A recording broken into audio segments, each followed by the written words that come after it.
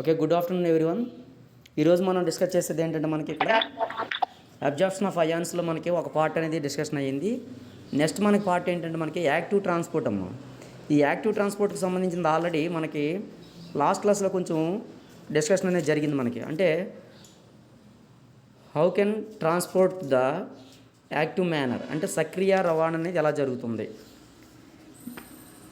ఈ సక్రియ రవాణా జరిగేటప్పుడు మనకి ఏ విధంగా జరుగుతుంది, ఎలా జరుగుతుంది, ఒకవేళ ఇన్ కేసు మనకి జరిగేటప్పుడు త్వచంలో అంటే మెంబ్రెయిన్ లేయర్లో మెంబ్రెయిన్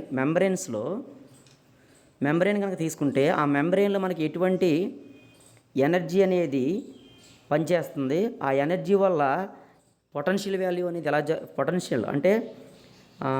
పొటెన్షియల్ వాల్యూ వల్ల ఎలా జరుగుతుంది ఏంటనే దాని గురించి మనకు చెప్పాం. అయితే ఇది ఎప్పుడు కూడా ఏంటంటే మూమెంట్ అనేది మనం తీసుకుంటే మూమెంట్ అనేది యానియాన్స్ ఆర్ క్యాటయాన్స్ ఇవి కనుక తీసుకుంటే మనకి వాటి యొక్క కాన్సన్ట్రేషన్ బట్టి అట్ ది సేమ్ టైం విద్యుత్ శకం మీద ఆధారపడి ఉంటుందని చెప్పాం మనకి ఇక్కడ. అయితే ఇవి మనకి ఏంటంటే వ్యతిరేక దిశలు, అంటే ఒకే వైపు మూమెంట్ అనేది జరిగినా లేదంటే వేరు వైపుల మూమెంట్ అనేది జరిగినా అది ఏ విధంగా జరిగినప్పటికి కూడా, అంటే నిష్క్రియాత్మకంగా లోపలికి వెళ్ళినా లేదంటే బయటకు వచ్చినా సరే అక్కడ ఖచ్చితంగా మనకి ఏంటంటే ఖచ్చితంగా మనకి నెగిటివ్ ఛార్జ్ అనేది ఉంటుందని చెప్తాం మనకి. అది ఎక్కడ మనకి విద్యుత్ శకములో, అంటే కరెంట్ పొటెన్షియల్ మనకి ఏంటంటే మనకి కణంలో రుణాత్మక వాల్యూ ఉందని చెప్పాం. సో దీన్ని బట్టి మనకి ఏంటంటే విద్యుత్ శకమం కానివ్వండి, విద్యుత్ శకమం అట్ ది సేమ్ టైం రసాయనిక శకమం ప్రవణత రెండూ కూడా విరుద్ధంగా జరిగేటప్పుడు అయానుల చలనం అనేది, అంటే ఒకే డైరెక్షన్లో కాకుండా వ్యతిరేక దిశలో జరిగినప్పుడు మాత్రం ఖచ్చితంగా అయాన్ చలనం అనేది ఏ ప్యాటర్న్లో జరుగుతుందంటే మనకి యాక్టివ్ అబ్జార్ప్షన్ మ్యానర్లో జరుగుతుందని చెప్పడం జరిగింది లాస్ట్ క్లాస్లో. సో ఇక్కడ దీంట్లో మనకి ఆల్రెడీ గాఢత కనుక తీసుకున్నట్లయితే అవుట్ సైడ్ ఎలాగ ఉంటుంది, లోపల సైడ్ ఎలాగ ఉంటుంది, అంటే moment of ions or cations ఈ రెండు కూడా తీసుకుంటే ఇన్సైడ్ టు అవుట్ సైడ్, అంటే ఒకటి లోపలికి వెళ్ళింది అనుకుంటే రెండోది బయట వైపు మూమెంట్ అనేది జరుగుతుంది. ట్రాన్స్పోర్టేషన్ రవాణా ఇది జరిగేటప్పుడు మనకి ఎప్పుడు కూడా ఏంటంటే ఒకవేళ ఫర్ ఎగ్జాంపుల్ అని చెప్పి మనకి ఏంటంటే ఒక బఠానీ మొక్క తీసుకున్నాము. ఆ బఠానీ మొక్కలో మనకి ఇక్కడ చూడండి, ఇక్కడ యానకం బయట, అంటే బయట వైపు గాఢత ఎంత ఉంటుంది, లోపల వైపు గాఢత ఎంత ఉంటుంది. అంటే బఠానీ మొక్క యొక్క వేరు కణాలు కనుక తీసుకున్నట్లయితే కాన్సన్ట్రేషన్ అనేది ఎలా ఉంటుంది, బాహ్య యానకంలో ఎలా ఉంటుంది, ఇన్సైడ్ ఎలా ఉంటుంది అనేది తీసుకుంటే చాలా వేరియేషన్ అనేది కనిపించిందమ్మా. అంటే ఏ రకమైనటువంటి యానియాన్స్ తీసుకున్నప్పటికి కూడా, యానియాన్స్ తీసుకుంటే అయాన్స్ కనుక తీసుకుంటే అయాన్ కనుక తీసుకుంటే ఖచ్చితంగా ఎప్పుడు వేరియేషన్ అనేది ఖచ్చితంగా కనిపించిందని చెప్పడం జరిగింది. సో దీని బేస్ చేసుకుని మనకి ఏంటంటే అయాన్ అబ్జార్ప్షన్ మెకానిజం అనేది మెయిన్గా దేని మీద డిపెండ్ అవ్వి ఉంటుంది అంటే మనకి అంటే మనకి ఈ మోడర్న్ ఎక్స్పెరిమెంట్స్ వల్ల మనకి త్వచం కనుక తీసుకుంటే మెంబ్రెయిన్ ద్వారా జరిగేటువంటి ద్రావితాల రవాణాలో, అంటే ది ట్రాన్స్పోర్టేషన్, అంటే transport of ions through the membrane in the form of solutions. అంటే ఈ సొల్యూషన్ ఫార్మేట్లో అయాన్లు అనేవి రవాణా చెందాలంటే డిఫరెంట్, అంటే త్రీ టైప్స్ ఆఫ్ ప్రోటీన్స్ అనేవి తోడ్పడతాయని చెప్పడం జరిగింది. అంటే రీసెంట్గా మనకి ఎక్స్పెరిమెంట్స్లో అవి ఏంటంటే మనకి ఇక్కడ తీసుకుంటే ఒకటి ఛానల్స్ అని చెప్పాము, రెండోది క్యారియర్స్ అని చెప్పాము, మూడోది పంప్స్ అని చెప్తాం. ఛానల్స్, క్యారియర్స్, పంప్స్ ఈ మూడు రకాల ప్రోటీన్స్ అనేవి తోడ్పడతాయి. అంటే అయాన్ అబ్జార్ప్షన్లో మెయిన్గా తోడ్పడేటువంటి ప్రోటీన్స్ ఏంటంటే మనకి ఛానల్, క్యారియర్, పంప్స్. ఛానళ్ళు, వాహకాలు, పంపులు. అంటే ఇక్కడ the protein material is act as A channel, carriers and pumps. అంటే ఈ మూడు రకాలుగా పనిచేస్తుంది. ఆ త్వచమును మనకి యాక్చువల్గా ఏంటంటే మెంబ్రెయిన్ కనుక తీసుకుంటే మీకు ఆల్రెడీ తెలుసు మీకు త్వచం ఎప్పుడు కూడా మనకి ఏంటంటే అంటే కణ త్వచం అని చెప్పొచ్చు, లేదంటే ప్లాస్మా త్వచం అని చెప్తాం. ఈ త్వచం కనుక తీసుకున్నట్లయితే ఏంటంటే మెంబ్రెయిన్ అనేది ఎప్పుడు కూడా మెంబ్రెయిన్ కంపోజిషన్లో మనకి మెంబ్రెయిన్ కంపోజిషన్ అనేది ఏంటంటే లిపిడ్లు, ప్రోటీన్స్ ఉంటాయి. ఈ ప్రోటీన్స్ అనేవి కొంతమేర మనకి ఏంటంటే మ్యాక్సిమం మనకి కొల్లాయిడల్ నేచర్ ఉంటుందమ్మా, హైడ్రోఫిలిక్ నేచర్ అనేది ఉంటుందన్నమాట. అందువల్ల ఏంటంటే ఈ ప్రోటీన్స్ మనకి ఈ 3 రకాలుగా పనిచేయడం అనేది జరుగుతుంది. అంటే ప్రోటీన్ చేసేటువంటి ఫంక్షన్ బట్టి మనకి ఇక్కడ ఆ ప్రోటీన్స్ని 3 రకాలుగా మనకి డివైడ్ చేయడం అనేది జరిగిందనమాట. అదే ఛానల్, క్యారియర్, పంప్స్. తెలుగులో అయితే ఛానల్ అని చెప్తాం, రెండోది వాహకాలు, మూడవది పంపు. ఇది మనకి అయితే ఇక్కడ తీసుకోండి. ఇక్కడ ఛానల్ యొక్క ఫంక్షన్ ఏంటి? యాక్చువల్గా ఏంటంటే ఇది ఎక్కడైతే మెంబ్రెయిన్ ఉంటుందో ఫస్ట్ ఛానల్ చూడండి. ఎక్కడైతే మెంబ్రెయిన్ ఉంటుందో ఆ మెంబ్రెయిన్ లోపల ఇక్కడ ఛార్జెస్ ఉండి నీటితో నిండినటువంటి కొన్ని రంధ్రాలు అనేవి ఉంటాయమ్మా. వాటిని ఏం చెప్తామంటే ఛానల్ అని చెప్తాం. ఇవేంటంటే ఎప్పుడు కూడా వీటిలోని ఒక ప్రాంతం రుణాత్మకతను నియంత్రిస్తుంది. అంటే ఇక్కడ ఏంటంటే it is act as a selective filters. అంటే ఎప్పుడు కూడా ఒక ఏరియాలో అంటే అది ఇన్సైడ్ కానివ్వండి, అవుట్ సైడ్ కానివ్వండి, అంటే మెంబ్రెయిన్ తీసుకుంటే ఒక లేయరు ఇన్సైడ్ కానివ్వండి లేదంటే అవుట్ సైడ్ తీసుకున్నా అది ఏం చేస్తుందంటే ఒక ఫిల్టర్ కింద యాక్ట్ చేస్తుంది అనమాట. ఈ ఫిల్టర్కి ఎప్పుడు కూడా what are the function of filter అంటే మనం ఏం చెప్తాం? The filter is always act as a selective nature, act as a selective అని చెప్తారు మనకి.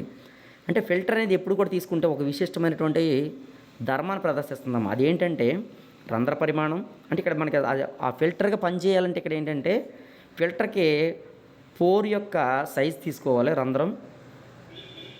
తర్వాత లోపల లైనింగ్ ఎంత ఉంది, ఈ లైనింగ్ అనేది తీసుకుంటే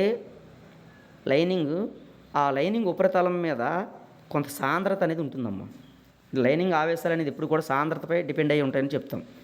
అయితే ఇక్కడ మనకి ఎప్పుడు కూడా ద్రావితాలు, అణువులు లేదా అయాన్లు అనేవి రవాణా చెందేటప్పుడు ఇవి ఎప్పుడు కూడా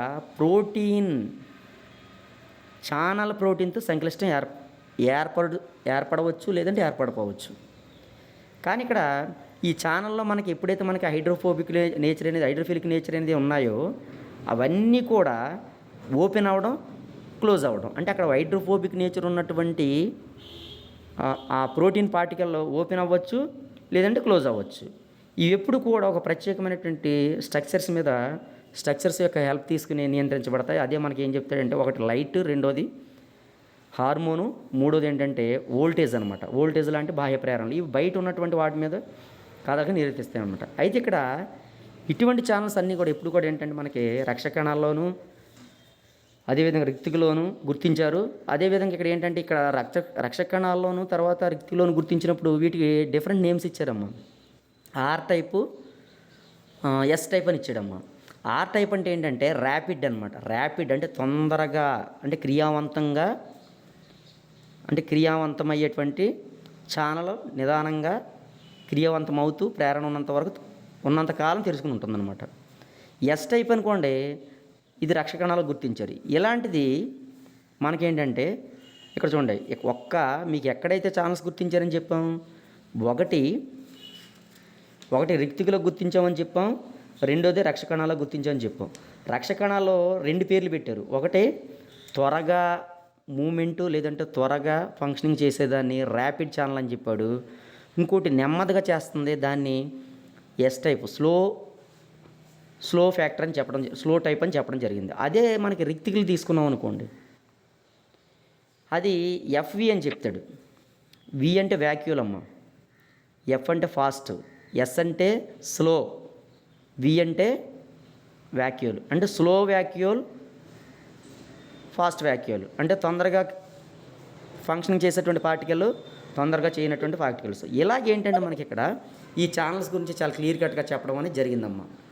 అయితే ఇక్కడ తీసుకుంటే మీకు ఇక్కడ చూడండి ఒకసారి, ఇది తీసుకుంటే మనకి ఇక్కడ ఏంటంటే దీన్ని వివరించడం కోసం మనకి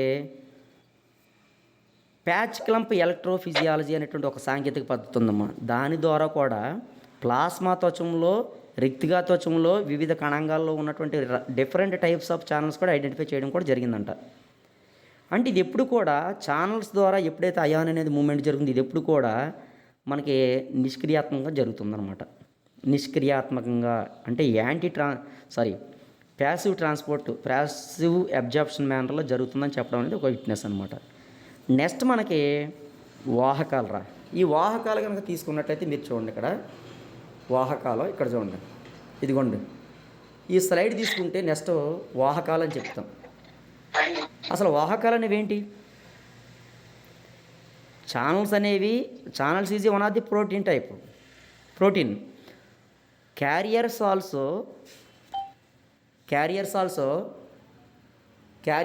also one of the protein particle. అంటే ఇది కూడా ఏంటి? త్వచంలోని కొన్ని ప్రోటీన్ పదార్థాలు అనేవి దేంట్లో తోడ్పడతాయంటే అయానులు లేదా అణువులు రవాణాలో తోడ్పడతాయి. వీటిని మనం ఏం చెప్తామంటే వీటిని మనం వాహకాలు అని చెప్తాం. అంటే which protein particles are participated in the transport of substrates, that is the ion or molecules. అంటే ఏ ప్రోటీన్ పార్టికల్ అయితే మనకి అదస్థ పదార్థాల రవాణాలు తోడ్పడుతుందో వాటిని వాహకాల కింద డిఫైన్ చేయడం జరిగింది. సో ఇక్కడ మనకి అసలు అదస్థ పదార్థాలు అనేవి ఎలాగ ట్రాన్స్పోర్ట్ చేస్తాయి అదస్థ పదార్థం అనేది వాహక ప్రోటీన్ కనుక తీసుకున్నట్లయితే ఎలాగ మనకి మూమెంట్ జరుగుతుందంటే ఎప్పుడు కూడా ప్రోటీన్ పైన, అంటే క్యారియర్ ప్రోటీన్ పైన ఒక స్పెసిఫిక్ సైట్ అనేది ఉంటుందమ్మా. ఈ స్పెసిఫిక్ సైట్ అనేది, ఆ సైట్లో ఈ పదార్థం అనేది ఏం చేస్తుందంటే మనకి కొన్ని అనుకూలమైన రూపాల మార్పుకు దోహదం చేస్తుంది అన్నమాట. అంటే ఏంటి? ఏదైతే స్పెసిఫిక్ సైట్ ఉంటుందో అది ఏం చేస్తుందంటే అదస్థ పదార్థాలు రవాణా చేయడానికి ఆ సైటు కొన్ని రకాలుగా మార్పు చెంది అప్పుడు మనకి అదస్థ పదార్థం అనేది త్వచం లోపలికి బహిర్గతం అవడం మరియు చివర అయాన్ బంధక స్థానం నుండి విడుదల చేయడం. అంటే ముందు లోపలికి వెళ్ళడం, అక్కడ నుండి అయాన్ యొక్క ఎండ పొజిషన్ నుండి బైండింగ్ సైట్ నుండి బయటికి పంపడం అనేది జరుగుతుంది అన్నమాట. ఇదంతా కూడా ఏంటంటే ఒక వేలో జరుగుతుందమ్మా. సో ఇక్కడ ఈ వేలో జరిగేటప్పుడు మనకి ఏంటంటే ఇక్కడ అసలు ఎలా జరుగుతుంది అంటే ఎంత టైం పడుతుంది? ఒక అయాన్ అనేది అంటే వాహకం ద్వారా జరిగేటువంటి ట్రాన్స్పోర్టేషన్లో ఈ మార్పులు జరగాలంటే కనుక ఎంత టైం పడుతుంది అంటే ఏంటి? ఒక పదార్థం చూడండి, ఇక్కడ క్లియర్ కట్గా చూడండి ఒకసారి. ఒక అదస్థ పదార్థం అనేది వాహకం ద్వారా రవాణా చెందాలి అంటే ముందు ఆ పదార్థం అనేది వాహక ప్రోటీన్తో బంధితం అవ్వాలంటే ఏంటి? అక్కడ ఎడిట్ అవ్వాలన్నమాట. ఆ ఎడిట్ అయ్యేటువంటి మేనర్ అనేది జరగడానికి ఎంత టైం పడుతుంది అనేది తీసుకుంటే ఇక్కడ మనకు ఫర్ ఎగ్జాంపుల్ చెప్పుడు, ఒక వాహకం ద్వారా రవాణా అనేది చాలా తక్కువ వేగంలో, అంటే ఒక వాహకం ద్వారా జరిగేటువంటి రవాణా అనేది ఛానల్ ద్వారా జరిగేదానికంటే చాలా తక్కువ వేగం ఉంటుందంట. అంటే దీంట్లో చూడండి, ఇక్కడ మీకు అదే చెప్తున్నాం. వాహకం అంటే ఇక్కడ మళ్ళీ అదస్థ పదార్థంతో చర్య జరపాలి, కానీ ఛానల్స్ అది ఉండదు. ఎందుకంటే ఛానల్ అనేది ఏంటి? హైడ్రోఫోబిక్ నేచర్తో ఉన్నటువంటి ఒక రంధ్రం.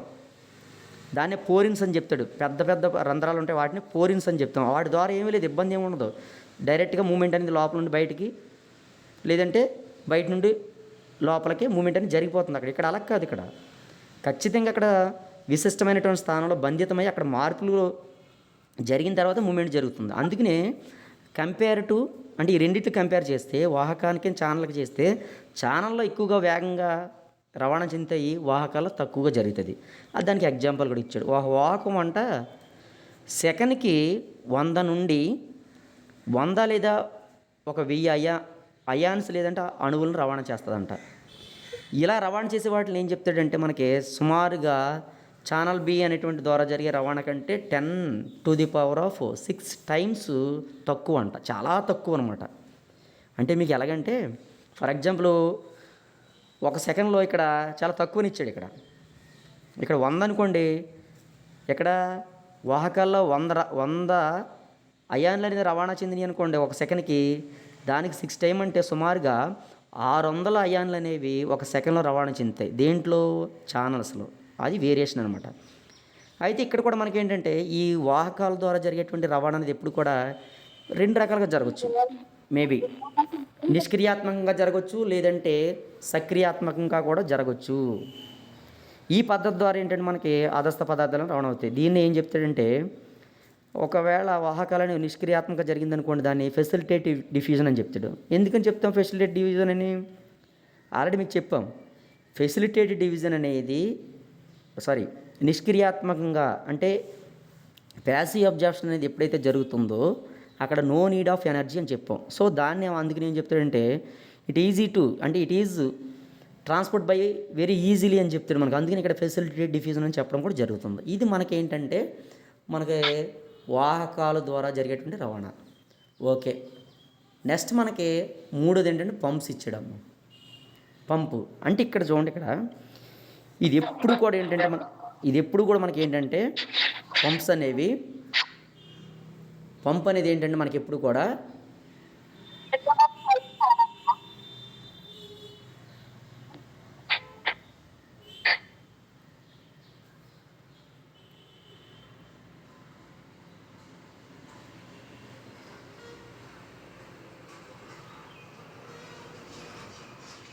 ఇక్కడ చూడండి, పంప్స్ కనుక తీసుకున్నట్లయితే మనకేంటంటే అన్నీ కూడా ఇక్కడ పంప్స్ ఎప్పుడు కూడా సక్రియ రవాణాలను తోడ్పడతాయి. ఇక్కడ చూడండి, ఇక్కడ ఈ స్లైడ్ కనుక తీసుకుంటే పంప్స్ ఎప్పుడు కూడా యాక్టివ్ ట్రాన్స్పోర్ట్లోనే పార్టిసిపేట్ చేస్తాయని చెప్తాడు. ట్రాన్స్పోర్ట్లో తోడ్పడతాయని చెప్తాడు. అంటే యాక్టివ్ ట్రాన్స్పోర్ట్లో తోడ్పడేటువంటి ఎవ్రీ ప్రోటీన్ మెంబరేన్ ఏం చెప్తాడంటే పంప్స్ అని చెప్తాడు. అయితే దీన్ని 3 రకాలుగా డివైడ్ చేసేటమ్మా. యూనిపోర్టు, సింపోర్టు, యాంటీపోర్ట్ అని 3 రకాలుగా డివైడ్ చేయడం అని జరిగింది. అంటే ఇక్కడ యూనిపోర్ట్ అంటే ఏంటి? What is the meaning of uniport? What is the definition of uniport, symport and antiport? ఈ 3 రకాల పోర్ట్స్ అనేవి ఏంటి మనకి ఇక్కడ అంటే, ఇక్కడ మనకి యూనిపోర్ట్ చూడండి, ఇక్కడ యూనిపోర్ట్, సింపోర్ట్, యాంటీపోర్ట్ ఈ మూడిట్లకి డిఫరెన్షియేషన్ కనుక తీసుకున్నట్లయితే ఇక్కడ చూడండి ఒకసారి, ఈ డయాగ్రామ్ చూడండి ఒకసారి. Don't make noise, please mute your phone. ఇక్కడ చూడండి, ఇక్కడ పంప్స్ కనుక తీసుకుంటే ఇక్కడ చూడండి, అక్కడ మూమెంట్ అనేది తీసుకుంటే ఇక్కడ చూడండి ఒకసారి, ఇదిగో చూడండి, ఇక్కడ ఆ పంప్స్ యొక్క యాక్షన్ చూడండి. ఇక్కడ యూనిపోర్టు, సింపోర్టు, యాంటీపోర్ట్ అని 3 రకాలు చెప్పాం కదా, అవి చూడండి ఒకసారి. సింపోర్ట్, యాంటీపోర్ట్, తర్వాత యూనిపోర్ట్. ఇక్కడ 2 ఇచ్చాడు మనకి, సింపోర్ట్ ఇచ్చాడు, యాంటీపోర్ట్ ఇచ్చాడు. కానీ మనకు మూడోది ఏం చెప్పాను నేను? మూడోది ఏంటమ్మా? యూనిపోర్ట్, సింపోర్ట్, యాంటీపోర్ట్. ఇక్కడ సింపోర్ట్ ఇచ్చాడు, తర్వాత యాంటీపోర్ట్ ఇచ్చాడు. ఇంకొకటి యూనిపోర్ట్ ఇవ్వాలి. ఇక్కడ చూడండి, ఇక్కడ సింపోర్ట్ అంటే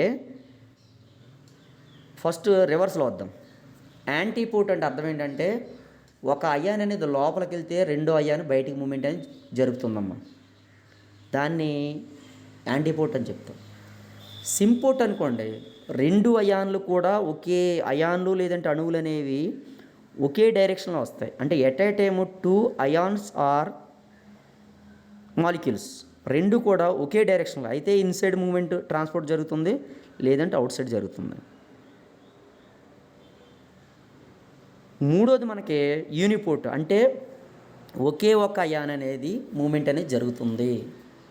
అంటే అయితే లోపలికి లేదంటే బయటికి ఒకే ఒక అయాను లేదంటే అణువు అనేది ట్రాన్స్పోర్ట్ జరుగుతుంది. ఇది మనకు జనరల్గా జరిగేటువంటి నేచర్ అనమాట. సో దీన్ని బేస్ చేసుకుని మనకి ఏం చేశాడంటే, ఇక్కడ ఈ పంప్స్ని ప్లాస్మా త్వచంలోనూ లేదంటే రెక్టిక్లోనూ లేదంటే ఇతర కణాంగాల్లోనూ గుర్తించడమ్మా. ఆ ఎన్ని రకాలుగా అంటే మనకి 2 రకాలుగా డివైడ్ చేయడం జరిగిందనమాట. 2 రకాలుగా డివైడ్ చేయడం జరిగింది. వాటిని ఆ పంప్స్ని 2 రకాలుగా వర్గీకరించాడు. క్లాసిఫికేషన్ అనేది ఒకటి విద్యుత్ పంపులు అని చెప్తాడు, రెండోది ఎలక్ట్రో న్యూట్రల్ పంప్స్ అని చెప్తాడు. అంటే ఒకటి ఎలక్ట్రాన్ పంప్స్ అని చెప్తాడు, రెండోది ఎలక్ట్రో న్యూట్రల్ అని చెప్తాడు. అంటే విద్యుత్పత్తి పంపులు అంటే విద్యుత్తును ఉత్పత్తి చేసే పంపులు. అంటే అక్కడ రెండోది విద్యుత్ తటస్థ పంపులు, అక్కడ ఏమీ జరగదంట. ఇక్కడ ఫస్ట్ది ఇచ్చాడు మనకి. అంటే విద్యుత్ ఉత్పత్తి అంటే ఏంటి? ఎలక్ట్రోజెనిక్ పంప్స్ అని చెప్తాడు ఇక్కడ. ఎలక్ట్రోజెనిక్ పంప్స్ అంటే అర్థం ఏంటంటే మనకి ఒక అయాన్ అనేది మూమెంట్ జరుగుతూ ఉన్నప్పుడు అక్కడ ఏర్పడేటువంటి డిఫరెన్షియేషన్స్, అంటే విద్యుదావేశంలో వచ్చేటువంటి డిఫరెన్షియేషన్స్ ఏం చెప్తామంటే మనకి ఇక్కడ విద్యుదావేశంలో వచ్చేటువంటి డిఫరెన్షియేషన్ని దోహపడేటువంటి లేదంటే పార్టిసిపేట్ చేసేటువంటి పంపుల్ని ఏం చెప్తాడంటే ఎలక్ట్రోజెనిక్ పంప్స్ అని చెప్తాడు. సో ఇక్కడ మనకి 2 ఎగ్జాంపుల్స్ ఇచ్చాడు దాని గురించి.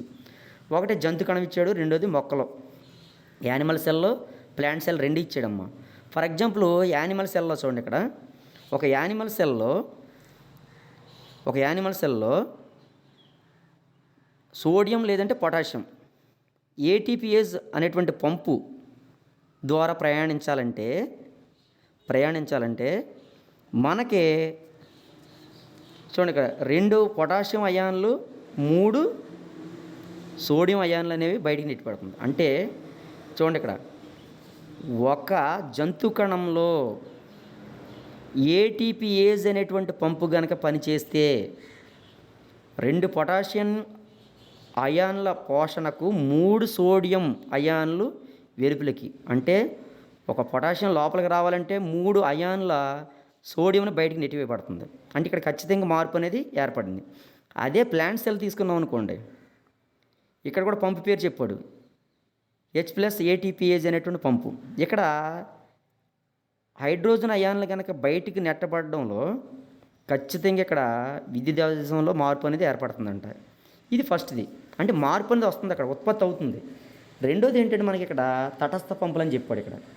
అంటే ఇక్కడ ఎప్పుడు కూడా ఈక్వల్ అయిపోతాయి, అంటే ఎప్పుడు విద్యుదావేశం ఎప్పుడు కూడా మార్పు కలగ చేయకుండా తటస్థంగా ఉండిపోతున్నాడు. అంటే ఫర్ ఎగ్జాంపుల్ మనకి యానిమల్ సెల్ తీసుకున్నాం అనుకో, గ్యాస్ట్రిక్ మ్యూకోజా అనేటువంటిది ఒకటి ఉందాము. గ్యాస్ట్రిక్ మ్యూకోజాలో ఒక పొటాషియం అయాన్ శోషణ జరిగిందనుకోండి, ఒక హైడ్రోజన్ అయాన్ బయటికి వెళ్తుంది. ఏది? గ్యాస్ట్రిక్ మ్యూకోజా, అంటే జంతువులో గ్యాస్ట్రిక్ మ్యూకోజాలో జరిగేటువంటి ప్రాసెస్.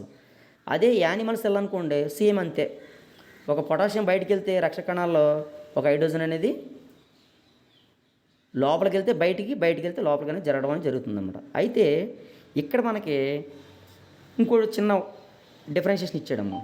వాహకాల ద్వారా జరిగేటువంటి ప్రాసెస్ని ఏం చేశాడంటే 2 రకాలుగా చెప్పాడు మనకి. ప్రాథమిక సక్రియ రవాణా, primary active transport, secondary active transport అని 2 రకాలు చెప్పాడమ్మా.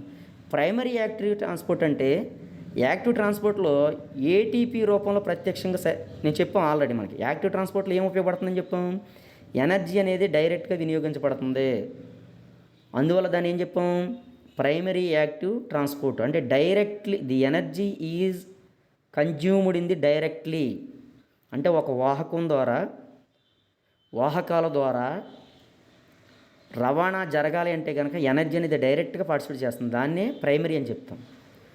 అదే మనకి దాంట్లో మనకి ఎగ్జాంపుల్ కూడా ఇచ్చాడు, ఇందా చెప్పిందే. ఎక్కడ మనకి యానిమల్ సెల్లో H+ATPase అనేటువంటి పంపు తీసుకుంటే చెప్పాం ఏంటి, హైడ్రోజన్ అయాన్స్ అనేవి రవాణా జరుగుతుందని చెప్పాం. ఇక్కడ మనకి ఈ ఏటీపీఏజ్ అనేది జల విశ్లేషణ, అంటే ఎప్పుడైతే మనకి వాటర్లో మనకి హైడ్రోలిసిస్ జరుగుతుందో అప్పుడు ఏంటంటే ఎనర్జీ రిలీజ్ అవుతుంది. దాన్ని ఆ ఎనర్జీ అనేది ఏంటంటే హైడ్రోజన్ అయాన్ వెలుపలికి రవాణా చేయడం తోడ్పడుతుంది. అది పక్కన పెట్టండి. అది మనకి ఏంటంటే యూనిపోర్ట్ మేనర్ అని చెప్తాం. అంటే అక్కడ ఏం జరుగుతుంది? యూనిపోర్ట్ మేనర్ అంటే అర్థం ఏంటి? యూనిపోర్ట్ అంటే అర్థం ఏంటంటే ఓన్లీ సింగిల్ అనమాట. ఒకే అయాన్ అనేది లేదంటే ఒకే జాతికి సంబంధించిన అయాన్ అనేది అయితే లోపలికి వెళ్తుందంట, లేదంటే బయటికి రావడం అనేది జరుగుతుంది. ఇది మనకి ఈ ప్రైమరీ యాక్టివ్ ట్రాన్స్పోర్ట్ అనేది యూనిపోర్ట్ మేనర్. అదే మనకి రెండోది సెకండరీ యాక్టివ్ ట్రాన్స్పోర్ట్ అని చెప్తాం. ఇక్కడ కూడా మనకి ప్రైమరీ యాక్టివ్ ట్రాన్స్పోర్ట్ ద్వారా బయటికి వెళ్ళినటువంటి హైడ్రోజన్ అయాన్లు అనేవి రవాణా చెందడం వల్ల ప్రోటాన్ల గాఢతని తగ్గిపోతుంది. ప్రోటాన్ల గాఢత తగ్గి కణం యొక్క ప్లాస్మా త్వచానికి ఇరువైపులా, అంటే ప్రోటాన్ గ్రేడియంట్ అనేది ప్రోటాన్ కాన్సన్ట్రేషన్ ఎప్పుడైతే తగ్గుతుందో కణం తగ్గి అప్పుడు ప్లాస్మా మెంబ్రేన్కి ఇరువైపులా ఈ ప్రోటాన్ గ్రేడియంట్ అనేది ఏర్పడుతుంది అనమాట. అంటే ఇన్సైడ్ అవుట్ సైడ్ కూడా ప్రోటాన్ గ్రేడియంట్ అనేది ఏర్పడుతుంది. దీన్ని ఏం చెప్తాడంటే మెంబ్రేన్ పొటెన్షియల్ అని చెప్తాడు మనకి. అంటే ప్రోటాన్ మోటివ్ ఫోర్స్ అని చెప్తాడు. ఎప్పుడైతే మనకి ఈ ప్రోటాన్ గ్రేడియంట్ అనేది ఏర్పడుతుందో ఇన్సైడ్కి అవుట్ సైడ్కి, దాన్ని ఏం చెప్తాడంటే ప్రోటాన్ మోటివ్ ఫోర్స్ అని చెప్తాడు. అంటే ఆ త్వచం వెనక అంటే లోపల వైపు వెళ్ళేటట్టు, లోపల మైనస్ వచ్చిందనుకోండి గ్రేడియంట్ లోపలికి వెళ్ళేటట్టు, బయటికి మైనస్ వచ్చిందనుకోండి బయటికి వెళ్ళేటట్టు ఇలాగ మూమెంట్ అనేది చేస్తుంది అనమాట. ఈ టైంలో ఏంటంటే మనకి 2 రకాల అయాన్లు అనేవి ఎట్ ఏ టైము రవాణా చెందడం అనేది జరుగుతుంది. ఒకే ప్రోటీన్ అనేది 2 రకాల అయాన్లు కూడా ఒకేసారి రవాణా చెందడానికి ఉపయోగపడుతుంది. దీన్నే కో ట్రాన్స్పోర్ట్ అని చెప్తాం దీన్ని. అంటే అది కో ట్రాన్స్పోర్ట్ అనేది దేని ద్వారా జరుగుతుందంటే ప్రోటాన్ మోటివ్ ఫోర్స్ వల్ల జరుగుతుంది. అది కూడా యాక్టివ్ మేనర్లోనే జరుగుతుంది. ఎప్పుడైతే మనకి కో ట్రాన్స్పోర్ట్ అనేది జరుగుతుందో ఆ కో ట్రాన్స్పోర్ట్ జరిగినప్పుడు ఎట్టి పరిస్థితుల్లో ఎనర్జీ అనేది డైరెక్ట్గా వినియోగించబడదు. దీన్ని ఏం చెప్తాడంటే సెకండరీ యాక్టివ్ ట్రాన్స్పోర్ట్ అని చెప్పడం జరుగుతుందన్నమాట. అంటే ఇక్కడ ఏంటంటే ఒక అయాన్ అనేది శక్తి గ్రాహ చర్యలోను మరోది శక్తి మోచక చర్యలోను భాగస్వామ్యంగా ఉండడం అనేది జరుగుతుందన్నమాట. ఇది అందువల్ల దీన్ని ఏం చెప్తాడంటే మనకి ఇక్కడ సెకండరీ యాక్టివ్ ట్రాన్స్పోర్ట్ అని చెప్తాడు.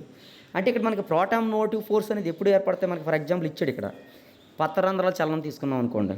పత్రరంధ్రాల చలనం కానివ్వండి, సుక్రోజ్ రవాణా కానివ్వండి, ఆక్సిన్స్ ప్రేరిత వ్యాకోచం కానీ లాంటి చర్యలు మనకి ఎప్పుడుగా జరుగుతాయి అన్నమాట. ఇది మనకి ఇక్కడ ఏంటంటే జనరల్గా జరిగేటువంటి ప్రాసెస్ అనమాట. ఆల్రెడీ మీకు చెప్పాం ఇక్కడ ఏంటిది సింపోర్టు యాంటీపోర్టు. యాంటీపోర్ట్లో మనకంటే ఏటీపీ బైండింగ్ కాస్కెట్ అనేది ఉంటుందమ్మా. ఏటీపీ బైండింగ్ కాస్కెట్ ఉంటుంది. అది మనకి ఏంటంటే డివైడ్ చేస్తుంది. ఏబిసి అనేటువంటి ట్రాన్స్పోర్టర్లుగా డివైడ్ చేస్తుంది. ఎక్కడంటే మనకి ఇక్కడ మొక్కల్లో జరిగేటువంటి ప్రక్రియ ఇది. మొక్కల్లోనంటే మనకి హైడ్రోజన్స్ కానీ లేదంటే ఇక్కడ చూడండి, ఇక్కడ నెక్స్ట్ ఇచ్చాడు మనకి నెక్స్ట్ స్లైడ్లో చూడండి ఇది ఆల్రెడీ చెప్పాను మీకు సింపోర్ట్ గురించి, యాంటీపోర్ట్ గురించి, యూనిపోర్ట్ గురించి చెప్పాను నేను. ఇక్కడ మొక్కల్లో ఒక్కోసారి హైడ్రోజను పొటాషియం రెండు కూడా మాత్రమే ప్రైమరీ సెక్రేషన్ ద్వారా చలిస్తాయని చెప్తాడు. అయితే ఇతర అయాన్లు అనేవి సక్రియ శ్వసనకు తోడ్పడతాయి. దాన్ని ఏం చెప్తాడంటే ద్వితీయ అంటే మోర్ దెన్ వస్తే కనుక సెకండరీ యాక్టివ్ ట్రాన్స్పోర్ట్లో పార్టిసిపేషన్ అనేది చేస్తుంది. ఇక్కడ ఏంటంటే 2 రకాల ప్రక్రియలు కూడా పాల్గొంటుంది. ఆ 2 ఏంటంటే యూనిపోర్ట్ కానివ్వండి, సింపోర్ట్ కానివ్వండి, లేదంటే యాంటీపోర్ట్లు కానివ్వండి, ఇలాగ రవాణా అనేది జరుగుతుంది. దీంట్లో ఏంటంటే ఈ వాహకాలన్నింటినీ అంటే యూనిపోర్టు, సింపోర్టు, యాంటీపోర్ట్లు ఇవన్నీ పాల్గొంటాయి. వీటిలన్నింటినీ కూడా వాహకాలను ఏం చెప్తాడంటే ట్రాన్స్పోర్టర్స్ అని చెప్తాడనమాట. ఈ ట్రాన్స్పోర్టర్స్గా ఇవే కాకుండా ఇంకోటి ఉంది, ఏటీపీ బైండింగ్ క్యాస్కేట్ అనేటిది కూడా ఒక ట్రాన్స్పోర్టర్. అవి కూడా ఇలాగా దీంతో పాటుగా మనకి ఇంకోటి ఉందమ్మా, ఫ్లావనాయిడ్స్, యాంథోసయానిన్స్, అదేవిధంగా సెకండరీ మెటబాలైట్స్లో మనకి సెకండరీ బయోలాజికల్ ప్రొడక్షన్స్ అనమాట. అంటే ద్వితీయ జీవక్రియ ఉత్పన్నాల రవాణాకు తోడ్పడటం అనేది జరుగుతుందన్నమాట. అయితే ఇక్కడ మనకి ఏంటంటే చాలామంది థియోడాల్ అనేటువంటి సైంటిస్ట్ ఉన్నాడు. ఆయన ఏంటంటే ప్లాస్మా త్వచంలోను, రిక్తికలోను, మైటోకాండ్రియాలో కూడా గుర్తించాడు అనమాట ఇది. అయితే మనకి ప్లాస్మా త్వచం తీసుకున్నాం అనుకోండి. ప్లాస్మా త్వచంలో మనకి H+ATPase అనేటువంటి నిర్మాణం ఉంటుందమ్మా. ఇది ఇక్కడ ఇచ్చాడు చూడండి. 2 రకాల ఎగ్జాంపుల్స్ ఇచ్చాడు దీని గురించి వివరించడానికి. ఒకటి ప్లాస్మా త్వచంలో ఇచ్చాడు, రెండోది హ్యూమన్ బీయింగ్లో మనకి I think it is a prokaryotic member Haemophilus ఇన్ఫ్లుయెంజాలలో గుర్తించారనమాట. ఇక్కడ చూడండి, ఫర్ ఎగ్జాంపుల్ మనకి ప్లాస్మా త్వచం తీసుకున్నాం అనుకోండి. ఈ ప్లాస్మా త్వచంలో ఉన్నటువంటి ATPase అనేటువంటి నిర్మాణం తీసుకుంటే దీనికి అనుభారం అనేది ఎప్పుడు కూడా ఏంటంటే 10 to the kilodalton 100 kilodaltons అనేది ఉంటుంది. దీంట్లో 10 స్కానింగ్ డొమైన్స్ ఒక నియంత్రణకు తోడ్పడేటువంటి యాస్పర్టిక్ ఆమ్లం అనేది కలిగినటువంటి ఒక డొమైన్ కలిగి ఉంటుంది అనమాట. అంటే ఒక్క అణుభారం ఏదైతే మనం చెప్పుకుంటున్నామో H+ATPase అనేది దాని యొక్క అణుభారం ఉంటుంది. దాన్ని ఎప్పుడూ కూడా కంట్రోల్ చేయడానికి ఉపయోగపడేటువంటి ఒక ఆమ్లం కూడా ఉండడం అనేది జరుగుతుందండి. దానివల్లే మనకి ఏంటంటే మనకి H+ATPase కానివ్వండి, కాల్షియం అంటే Ca2+ATPase కానివ్వండి, ఇవి 2 కూడా P టైప్ అనమాట. P టైప్ ATPase అని అంటారనమాట. అంటే ఏటీపీ ద్వారా ఫాస్ఫోరిలేషన్ చెందడం వల్ల ఈ రెండింటిని కూడా పీ టైప్ అంటారు. అంటే ఫాస్ఫోరిలేషన్ ద్వారా ఇవి రవాణా చెందుతున్నాయి కాబట్టి, అంటే ఫాస్ఫోరిలేషన్ చెందడం వల్ల వీటినన్నిటి కూడా ఏంటంటే పీ టైప్ ఏటీపీఏజులు అని చెప్పడం జరుగుతుంది. అయితే ఈ పీ టైప్ ఏటీపీఏజులు అనేవి ఎప్పుడు కూడా ఈ త్వచంలో దేని ద్వారా నియంత్రించబడతాయంటే ఏటీపీ గాఢత కానివ్వండి, పిహెచ్ వాల్యూ, టెంపరేచర్, ఈ 3 రకాల కారకాల వల్ల ఈ త్వచంలో ఉన్నటువంటి ఈ ఏటీపీఏజులు అనేవి నియంత్రించబడతాయి. నెక్స్ట్ ఇంకోటి కూడా ఇచ్చాడు చూడండి ఒకసారి. అదేంటంటే మనకి ఇక్కడ హీమోఫిలస్ ఇన్ఫ్లుయెంజా అనేటువంటి ఇన్ఫ్లుయెంజాలో అంటే ప్రోకారియోటిక్ మెంబర్ అనమాట. దీంట్లో 1743 జన్యువులలో 20 అంటే దీంట్లో లెస్ దాన్ 10% అనమాట. లెస్ దాన్ 10% క్యారియర్ ప్రోటీన్స్ అనేవి సంకేతాలుగా పనిచేస్తాయని చెప్పాడమ్మా. అదే మనకి అరాబిడాప్సిస్ ఉందమ్మా. అరాబిడాప్సిస్లో అయితే 849 జీన్స్ అనేవి అంటే సుమారుగా 4.8% ఉన్నటువంటి 4.8% అనేటువంటి ఈ జీన్స్ అనేవి క్యారియర్ ప్రోటీన్లుగా పనిచేస్తాయని చెప్పాడు అనమాట. అయితే ఎలాగంటే మనకి H+AT సేమ్ ఇది కూడా అదే H+ATPase అంటే 10 జన్యువులతో కూడుకుని ఉన్నటువంటి ఒక కుటుంబంగా మనకు కుటుంబం ద్వారా సంకేతించబడతాయని చెప్పడం.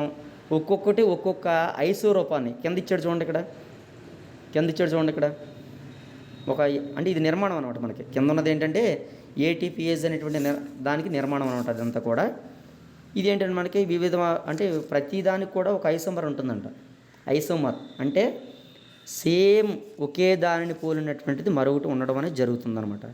అది ఆ ఐసోమర్స్ అనేవి ఎక్కడ గుర్తించారంటే మనకి ఎక్కడ భాగస్వాములు అవుతాయంటే మనకి వేరు, విత్తనాలు, పోషక కణజాలాల వాటిల్లో వీటి యొక్క ఐసోమర్స్ అనేవి వ్యక్తం అవడం అనేది జరుగుతుందన్నమాట. ఇది మనకేంటంటే అయాన్ అబ్జార్ప్షన్ జరిగేటువంటి విధానం ఇది. నెక్స్ట్ మనకి ద్వైత్వ డ్యూయల్ అప్టేక్ అని చిన్న టాపిక్ ఇచ్చాడు. డ్యూయల్ అప్టేక్ అంటే మనకి డ్యూయల్ అప్టేక్ అంటే ఏంటి? ఇక్కడ అబ్స్టీన్ అనేటువంటి సైంటిస్టు ఆయన కోవర్కర్స్ వీళ్ళిద్దరూ కూడా ఏం చేశారంటే 1963లో మీరు చూడండి అక్కడ ప్రయోగం చేశారమ్మా. అంటే పొటాషియం ప్లస్ క్లోరిన్ ఈ 2 అయాన్ని క్యాటయాన్ని యానయాన్ని గ్రహించడానికి 2 యాంత్రికాలు లేదా 2 డిఫరెంట్ మెకానికల్ సిస్టమ్స్ అనేవి కావాలని ఉంటాయని చెప్పాడు అనమాట. అయితే ఇక్కడ ఒక అయాన్ గాఢతను బట్టి 2 ప్రత్యేక మెకానికల్ అంటే యాంత్రికాల ద్వారా శోషణ చెందడాన్ని అంటే ఇక్కడ చూడండి ఒక అయాన్ గాఢతను బట్టి ఇక్కడ అదే కదా చెప్పేది యానయాను క్యాటయాను ఇలా ఒక అయాన్ గాఢతను బట్టి ఒకే అయాన్ గాఢతను బట్టి 2 యాంత్రిక వ్యవస్థల ద్వారా శోషణ చెందడాన్ని ఏం చెప్తాడంటే డ్యూయల్ అప్టేక్ అని చెప్తాడు. అయితే ఇక్కడ మనకి ఎగ్జాంపుల్ కూడా ఇచ్చాడమ్మా. అంటే లోపలికి వెళ్ళినప్పుడు ఎలా జరుగుతుంది, బయటికి వచ్చినప్పుడు ఎలా జరుగుతుంది. ఫర్ ఎగ్జాంపుల్ బార్లీ వేడి తీసుకున్నాడమ్మా. అవుటర్ సొల్యూషన్ అంటే బాహ్య ద్రావణంలో గాఢత ఎంత ఉంది, ఇన్సైడ్ గాఢత ఎలా ఉంది. ఇది తీసుకుంటే మనకి ఫర్ ఎగ్జాంపుల్ ఈ బార్లీ వేళలో బాహ్య ద్రావణంలో పొటాషియం గాఢత అనేది 0.002 ఎంఎం అని ఇచ్చాడు, అంటే మోలార్స్ అనమాట, నుంచి 0.20 స్మాల్ ఎంఎం వరకు అంటే చాలా తక్కువ అనమాట. తక్కువ గాఢత ఉన్నప్పుడు అంటే ఇక్కడ ఏంటంటే గాఢత బేస్ చేసుకుని పనిచేస్తుందమ్మా. తక్కువ గాఢత ఉన్నప్పుడు ఒకే యాంత్రికం అనేది పనిచేస్తుంది. ఎక్కువ గాఢత ఉన్నప్పుడు మాత్రం 2 యాంత్రికాలు పనిచేయాలి. అంటే ఒక యానకంలో చూడండి ఇక్కడ ఒక యానకంలో అయాను అంటే అక్కడ అయాన్లు అనేవి క్యాటయాన్లు కానీ యానయాన్లు కానీ ఏవి తీసుకున్నప్పుడు కూడా వాటి యొక్క గాఢత వేరియేషన్ అంటే హై కాన్సన్ట్రేషన్ వచ్చినప్పుడు మాత్రం ఖచ్చితంగా 2 సిస్టమ్స్ అనేది అవసరం అని చెప్తాడు దీంట్లో. దానికే బెస్ట్ ఎగ్జాంపుల్ ఏంటంటే బార్లీ వేర్లు చెప్పాడు అనమాట మనకి ఇక్కడ. అది అక్కడ చిన్న దానికి వివరణ కూడా ఇచ్చాడు చూడండి ఒకసారి కింద.